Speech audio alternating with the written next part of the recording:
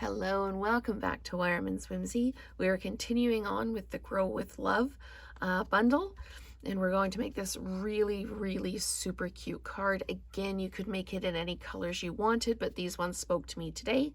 I'm also going to pull in the large circle stamp from the Elements of Text stamp set, which will be available the second week in January as well.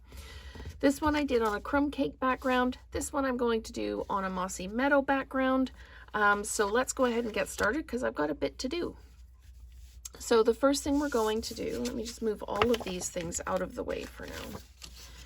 The first thing we need to do is we need to take our gray granite and we need to stamp our Elements of Text circle stamp.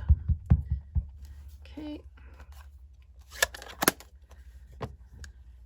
I always have to be careful with this block because I usually drop it. So let's just make sure we're in the middle and we're straight. Give it a good push. And there we go. So that's done. I'm going to move that one out of the way because it's a large stamp. It takes up lots of room. While I've got my gray granite, the next thing I'm going to do is I'm going to stamp my greeting. You're on my mind. I'm just going to make sure we've got good coverage on that, and I'm just going to stamp it here. And because these aren't photopolymer stamps, they're not always, I don't always stamp them straight. So I'm going to stamp that first, and then I'm going to line up this one over top of it. And everything comes out a bit straighter then. Because then if this is a little, if the greeting was a little off, I can correct with the stamp, the frame. Okay, the next thing I need to do is I need to take my mossy meadow and I need to ink up my, it doesn't matter which one, I used mint for this one, so I'm just going to ink that up, press it down. And while I've got that ink out, because I'm using a mossy meadow card base, I need a piece of white to go inside, and this is just a 5 by 3 3/4 that I had laying around. So I'm just going to add a little bit of greenery to the bottom corner, just like that. And because I'm fussy about it, I'm going to add just a little bit of a leaf there. So that's all I'm doing on the inside. You could take a blending brush and brush around the outside if you wanted to, but I'm not going to. So the next thing, I need to take my crumb cake and I need to use my blending brush and go all the way around the outside. I want to kind of tea stain, antique this a little bit, just so it's not quite so stark. And that's what helps make the front of the card really pop, because I haven't done any blending brush on the front of the card. So it really stands out now. So I'm just going to just blend, make sure I've got it all into the corners. There we go, and then this is the correct way up. And then I'm going back in with my mossy meadow and my stamp, and I'm adding some greenery to the outside of the circle. And then I'm turning the stamp upside down and doing it again. And I really like how this looks. Now, I'm doing my best to keep the word mint towards the middle so it's covered up by the center of the card. So we've got that like that. Okay. I'm loving the kind of the old world antique-y kind of look of this. So what we need to do is we need to die cut these out now. So as soon as I find my top plate, it's over there. Okay. Don't mind me, I'm just going to make a lot of noise. So we're going to pick up our die, we're going to pop it down, we're going to die cut all of this out at once. Just making sure that I've got my corners lined up on this one, and I do. And we're just going to grab some sticky notes and pop those down.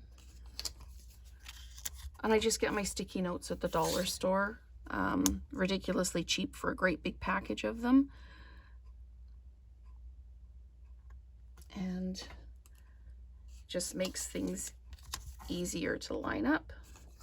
and die cut without the dies moving. So there we go. Okay, I'm going to run this through, and then we're going to build our card. So last week was Paper Pumpkin Week, and no, sorry, 2 weeks ago was Paper Pumpkin Week, and last week was the Toadstool Gardens. But Paper Pumpkin Week was huge for me this month, so thank you to all my new subscribers. Thank you to everyone who's commenting. Thank you to everyone who watched my Christmas video. I thought it was about time I put my face out there. I haven't done that for a while. So I'm hoping that everybody had the Christmas that they wanted and are heading into the new year with fresh frame of mind and renewed resiliency. So I know 2024 for me was a bit of a mixed bag, lots of success, a couple of setbacks, but I'm hoping 2025 will be even better.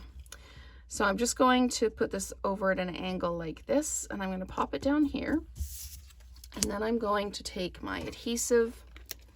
I'm just going to put some adhesive on the back, and then I've got some linen thread. I've used this linen thread in the last couple of projects as well.